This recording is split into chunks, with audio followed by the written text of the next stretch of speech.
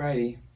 You already know what time it is. You already know what is going on. I am your host, Cam Silver. And I'm your co-host, Kyle Silver. Your favorite cousins are back as the Silver Boys are back in action. And Kyle, this might have been one of the wildest weekends that we have had in recent history. I'm at a loss for words as to how much has happened. And we need to just get right in, brother. Oh my goodness. So many things are going on. But first off, let me say congratulations to the Michigan Wolverines. All hail to the victors as they are the national champs. They beat Washington 34-13. Both Blake Corum and Donovan Edwards both had over 100 rushing yards, and they both had 2 touchdowns. That defense was just stellar. You know, they had Michael Penix out there looking like he didn't know what he was doing, and honestly, that was not a surprise, but it was good to see, honestly, and they deserve it too. They really do. They were they were number one all year, other than Georgia, but great win, stellar win, might I say, and but there's just so much other things going on right now. I'm just at a loss of words. So as of Wednesday afternoon, late afternoon, Nick Saban said that he's retiring from coaching, which is crazy to me because this past year he just had like this best coaching job. We've discussed that already. 9 SEC titles, 6 national championships, 7 national championships, 1 with LSU, 6 with Alabama. He's had 44 players drafted in the first round and only 29 total losses at Alabama. Talk about a stat for you right there. Putting kids in the best position that they need to be, raising young boys to be men. Nobody did it like Coach Saban. It's sad to see, brother. It really is the end of an era. And I know that any of those kids that he had on the scholarship and on those teams at his tenure in Alabama, they never went 4 years without winning a championship. And that also says a lot to the dedication and of that organization of the school and how he has everybody bought in. And it's sad, brother. Like I just said, it's sad. But I'm happy for him. Hopefully he enjoys retirement. Maybe he'll come back and coach somewhere else. Yeah, you never know. I doubt it. Yeah, but it was good. It's good to see. I'm happy for him. I'm very, very happy for him. He deserves all of it. Everything that comes. The greatest to ever do it, and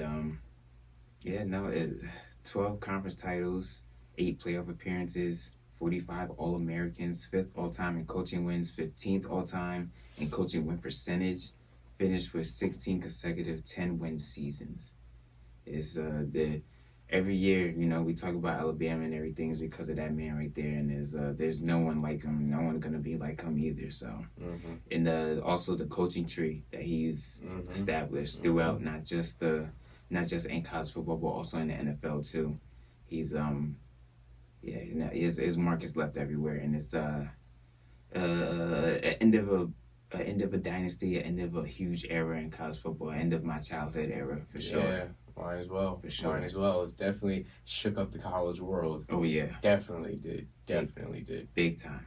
Mm-hmm. But with college football on its way out, now we got more to talk about. So let's go to the NBA, matter of fact. Okay. Ja Morant is out for the rest of the season with a torn labrum. After he came back, that team looked promising. They looked like they had a lot of momentum going on for them. Now he's out. I just read that Marcus Smart is going to be out as well. According to Shams, actually, Marcus Smart has sustained a severe right ring finger injury and will be sidelined for approximately 6 weeks. So another blow to the Grizzlies team this week. That's definitely that's your season right there. And I mean, ain't no hopes in Memphis this year, which is just a shame because they started off real bad, but then they started to come on real strong after Ja came back. The team had an identity again, and then for him to be out, it just sucks to see. As a basketball fan, for the basketball world, because the NBA is better with Ja in it, in my humble opinion. Oh yeah, no, for sure, he's box office. Exactly. He's one of the best in the game right now. He's one of one of the many young faces of the league. So, it's a great loss, but could be a blessing in disguise. You never know. Never know. Never know. Miami's head coach Eric Spoelstra got himself a 8-year, $120 million contract extension. Kawhi Leonard, as a matter of fact, also got himself an extension, 3 years, $153 million. PG is actually in talks for a contract extension as well. So watch out for those Clippers in the future years. Draymond Green has been reinstated after being suspended for 12 games. Also talked about almost retiring after Adam Silver convinced him not to retire. Man said, I guess I can't hit people no more, so I gotta go somewhere else. What are you gonna do? Join UFC with Dana White now? I don't know. At this point, that's all there's left. Chris Paul is out for the next 4 to 6 weeks with a fractured left hand. So, and it doesn't get any better as the Warriors they're plummeting right now. One comes in through the door, the other one's walking right out the door. It's like, come on, guys. It sucks. And then they just took their worst loss Wednesday night against the Pelicans. They got blown up by 36. Those Warriors are nosediving before our very eyes right now. Sad to see. That's why you got to play those young players, Coach. Got to play those young players. But, give them some PT, give them some burn. Continue. Yeah, no, I can go on about that one, but we don't have time for that. As much time as I said. Actually, as a matter of fact, we have a little bit of time. I just checked the time. We have a little bit of time. I never understood that. Why not play Kuminga? Every time a reporter asks him, it's always the same couple excuses. Oh, Andrew Wiggins was also high at this time, or it's the Andrew Wiggins has been in this position before. All right, well then, how do you expect the team to grow when you don't put Jonathan Kuminga or Moses Moody, one of your young guys, in these certain positions? And it's not like Jonathan Kuminga can't play defense like Andrew Wiggins can. Like Kuminga's a very, very good defender. You could argue that he could play it better because he's longer. Exactly. Got more of that youth athleticism on him as well. I don't know, man. I don't know what Steve Kerr is doing, to be quite honest with you, and not playing these guys, because I think they've proven that they should have they should be a part of this team just a little bit more, and have things run in their direction, in their ways.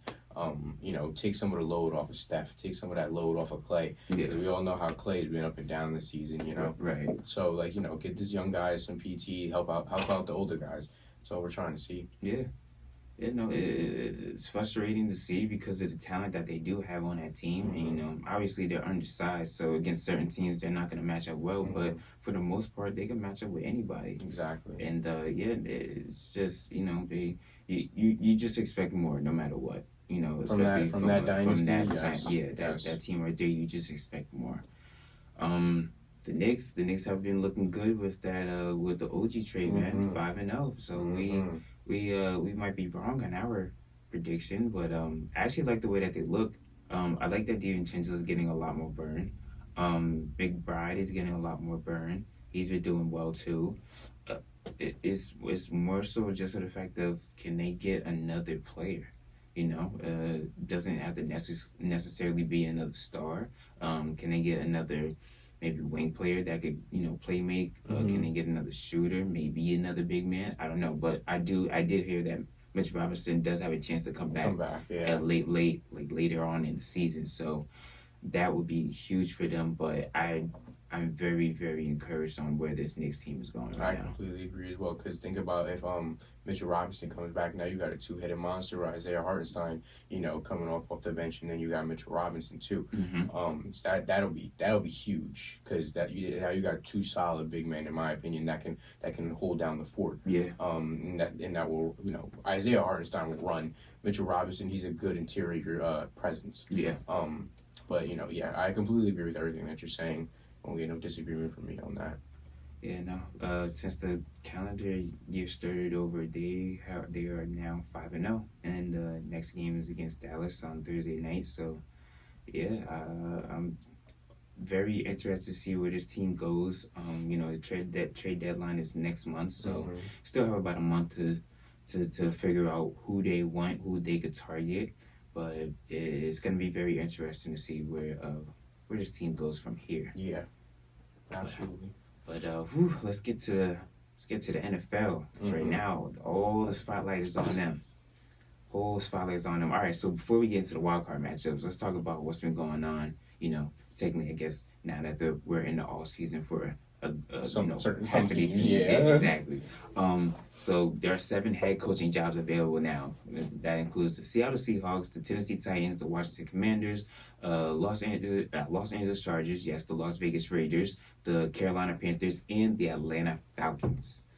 The Atlanta Falcons let go of Arthur Smith after they've gone 7-10, I think, again for like the second or third year in a row, if I'm not mistaken. That never made sense to me. They got guys like Bijan Robinson, Kyle Pitts, Drake London. They have great guys. Good guys. Really good guys. Yeah, studs, and they just have. He just hasn't been able to figure it out. Very inconsistent with all the play. That's been the biggest thing for me, especially watching someone like Bijan Robinson. Like Bijan Robinson can be a workhorse back, but he's like in the game, but at the same time he's not in the game. It's like the weirdest thing ever watching that. But Falcons are on the look for their next coach, and I'm hearing Bill Belichick's name being tossed around in that area. Tennessee Titans let go of Mike Vrabel. I feel bad about that one because that's not on the way that team has been playing the last couple of years is not on Mike Vrabel.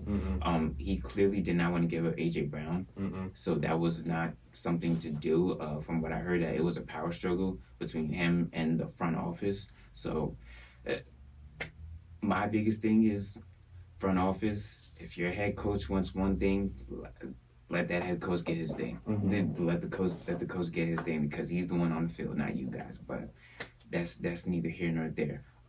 Pete Carroll, I was the head coach with the Seattle Seahawks. That one took me a little bit by surprise. That made no sense to me at all. That one took me by surprise. No sense to me at all. 14 seasons, excuse me. 137 wins and 89 losses. 2 times he's been to the big game and he's won it 1 time. So, and he still has guys like DK Metcalf, Tyler Lockett, Geno Smith. He has Kenneth Walker back there with Zach Charbonnet. The defense is not as great as it used to be, obviously, but it's still. It was good. Still a solid. It was still like a not terrible defense. Exactly. Like, it was a solid defense. They gave teams runs. You know what I mean? Like every time they see San Francisco, they gave that team a run. You know, they were able to beat up on a now spiraling Eagles team. So I don't like that one. It doesn't make sense to me, but that's neither here nor there. Giants and the defensive coordinator Wink Martindale mutually agreed to split. It's going to be very interesting to see who will come in and replace Wink Martindale because Wink had, especially at the end of the season, he had some pretty good defenses that he was drawing up. So that's going to be something to really look out for. And Bill Belichick and the Patriots are expected to part ways. Bill Belichick, a dynasty of one of a kind. Another one that's just like it's just like Nick Saban, that. It low key, like it's not a Patriots person, but it sucks to see. It's crazy to see how they both were together at one point in time, and then they both went off on their separate ways, and they both created like some huge dynasties that will forever be a part of this generation. Like you said, I'm not a Patriots fan either, but it does suck for the game of football. 9 big game appearances, 266 wins, 120 losses in the regular season, 30-12 in the postseason, 6 big game wins. He won the AFC East 17 of 24 seasons when he was the head coach, 333 career wins. He's only 15 wins away from Don Shula for the most all time. So, Hall of Fame career. If wherever he does land up, he will be.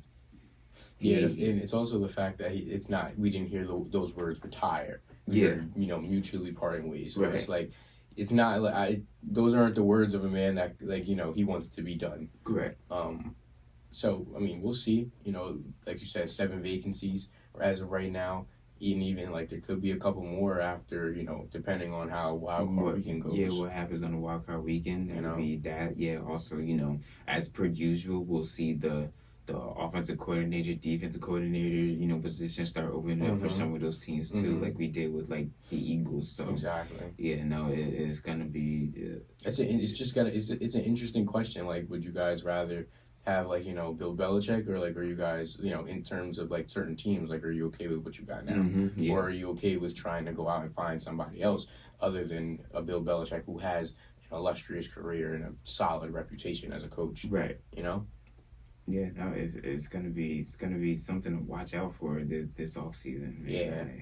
I'm It's gonna take a little bit too. It's not gonna be like it's not gonna be it's like back to back to back. Yeah, No, it's gonna the teams all gotta go through the candidates and everything like that. yeah, Like, especially because teams are they have to request interviews with the candidates that are in the playoffs right now. So yeah, no, it's gonna take some time before we officially get everybody. But most importantly, they want to just make sure that they have their front office and their head coaching's set basically, but like way before the NFL draft. You know what I mean? Going into the NFL combine and things of that nature. Yes. That's the biggest thing.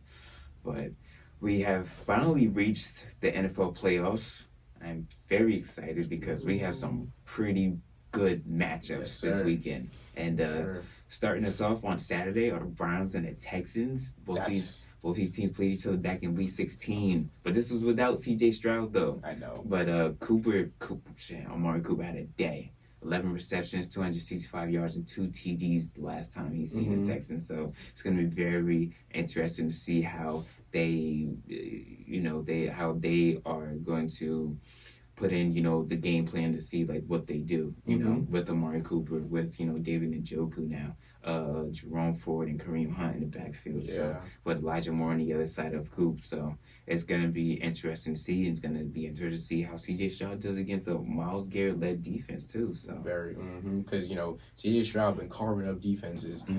So I'll be real interested to see that matchup. Yeah, especially with the Browns being overall ranked the top 3 defense. In the league. So yeah. Next one, the nightcap for Saturday night is going to be Dolphins and Chiefs. Last time these teams played each other was back in Week 9 in Germany. Chiefs won that one 21-14. It's going to be 0 degrees out there. Boy, oh boy. 0 degrees out there. I know Miami, they not happy about that. No. They should have won last week. Exactly. And y'all wouldn't have had to go through this. Oh man, that's gonna be the second year in a row they gotta go into a cold atmosphere. Yeah. And it's gonna be rocking. It's gonna be rocking in KC. Because we know Kansas City been having their struggles too. Oh yeah.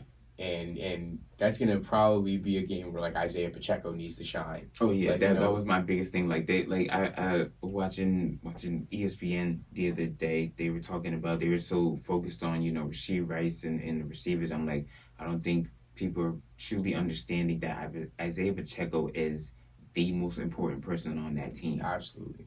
Other than I say Chris Jones, obviously on the defensive side, but no, Isaiah Pacheco is.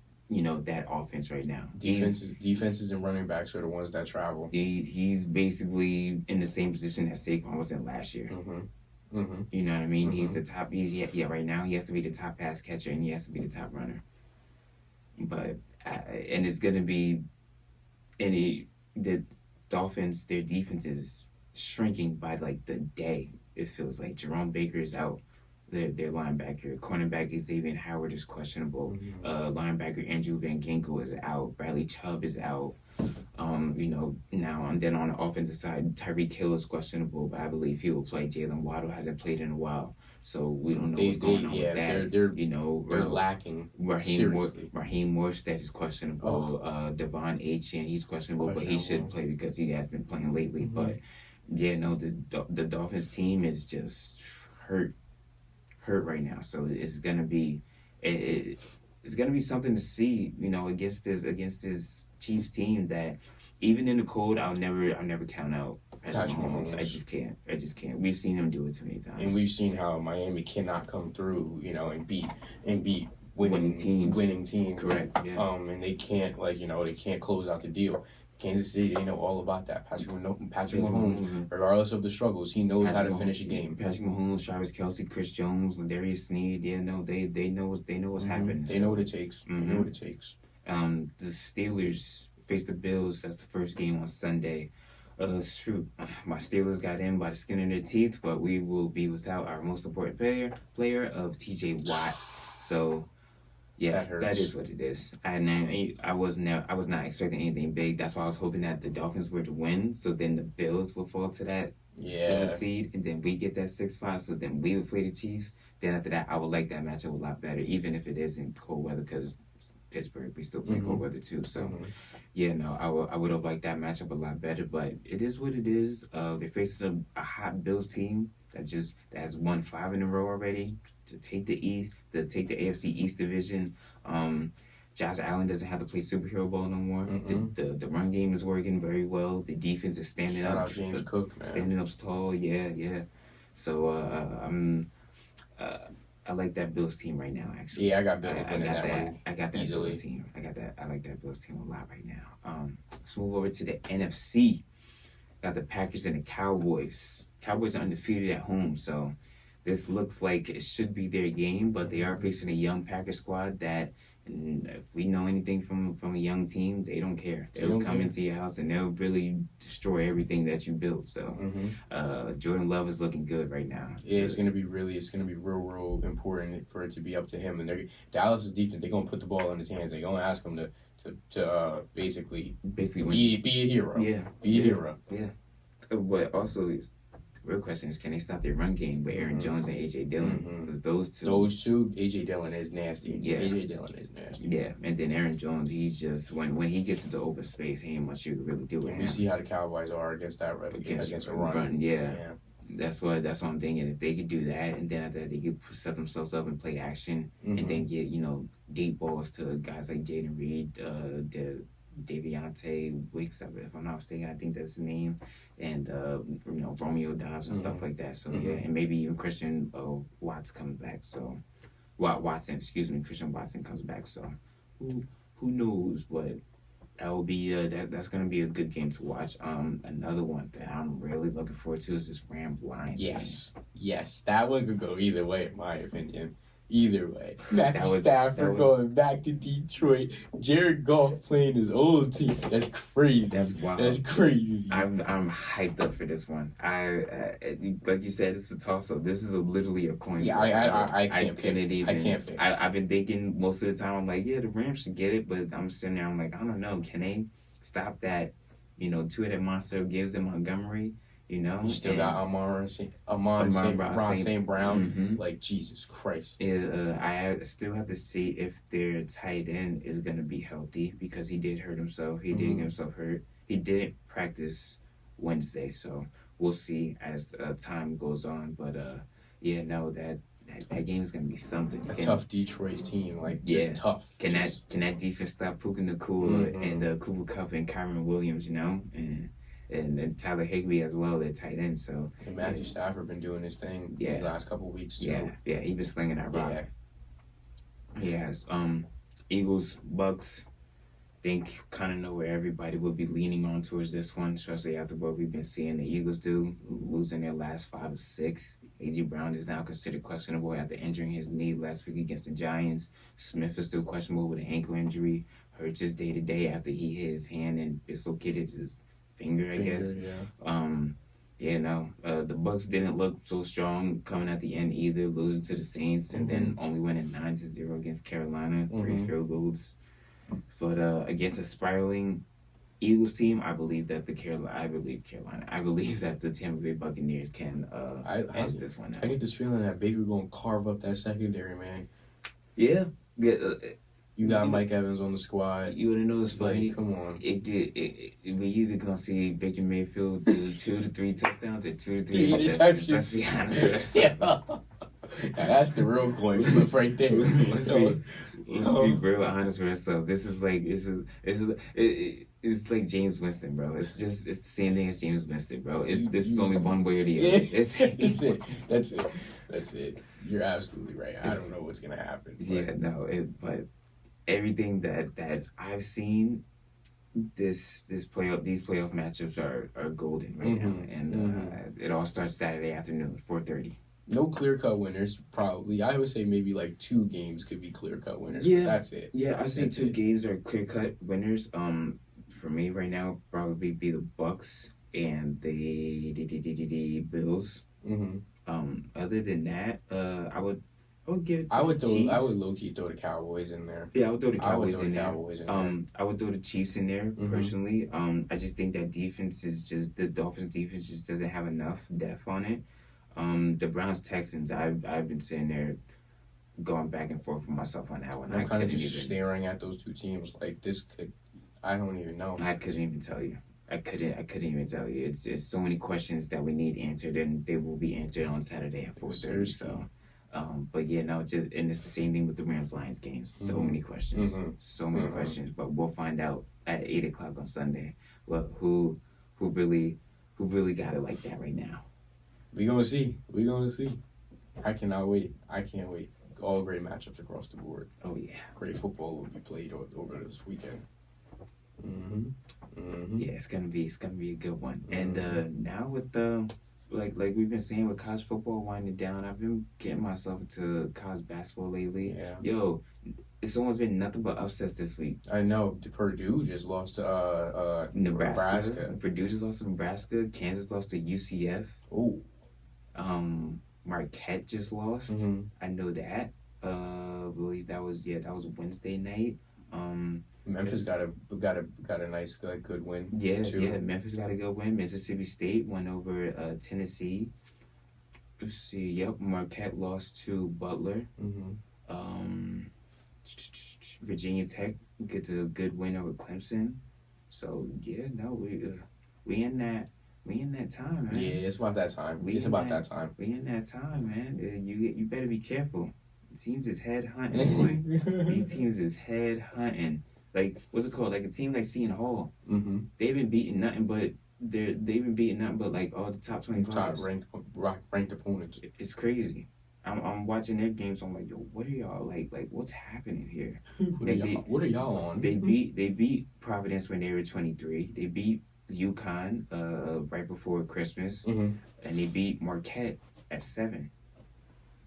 If they keep this up, they easily in the tournament. Yeah, easily. That's a good amount. That right there, I just read to you. That right there is 3 easy quad 1 wins. If they keep that up, they gonna make some noise. Another team that's making noise is St. John's still. St. John's is doing anything too. Yeah. Rutgers got a good win Tuesday night, I believe, against Indiana. Okay. So yeah, it's like I said, we in that time. It's the middle of the season. Yeah. You know what I mean? We'll get into the middle of the season if anything. Conference play is just heating up.